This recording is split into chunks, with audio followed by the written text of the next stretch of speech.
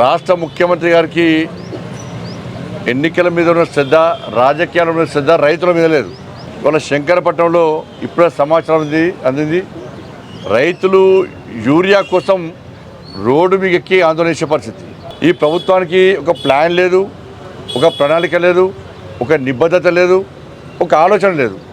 గత పంటకే యూరియా అందక రైతులు అవస్థ పడిన విషయాన్ని మనం చూస్తాం. యూరియా పక్కదారి పడుతున్నది, బ్లాక్ మార్కెట్లోకి పోతున్నది. లోడ్లు పోలీసులు పట్టుకుంటున్నారు, మీడియా పట్టుకుంటున్నారు, రైతులు పట్టుకుంటున్నారు. వాటన్నిటికీ వెనకాల కాంగ్రెస్ పార్టీ నాయకులు వస్తూ ఉన్నది. కాంగ్రెస్ పార్టీ నాయకులు యూరియాను బ్లాక్ మార్కెట్ తరలిస్తున్నారు, దాన్ని వ్యాపారంగా మరుస్తున్నారు తప్ప రైతులకు యూరియా అందించాలన్న సోయి లేనటువంటి ఒక మూర్ఖత ప్రభుత్వం కాంగ్రెస్ పార్టీ ప్రభుత్వం. ఇప్పుడు కూడా యూరియా అందక రైతులు ఇబ్బంది పడుతున్నట్టే రాష్ట్ర ముఖ్యమంత్రి గారు సమాధానం చెప్పాలి.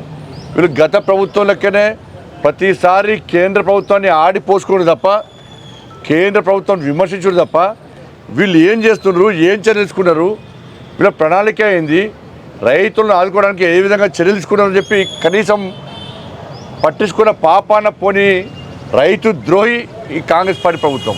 రాష్ట్ర ప్రభుత్వం డిమాండ్ చేస్తున్నా యూరియా విషయంలో జాగ్రత్త తీసుకోండి, కేంద్రాన్ని తిట్టుడు బంద్ చేయండి.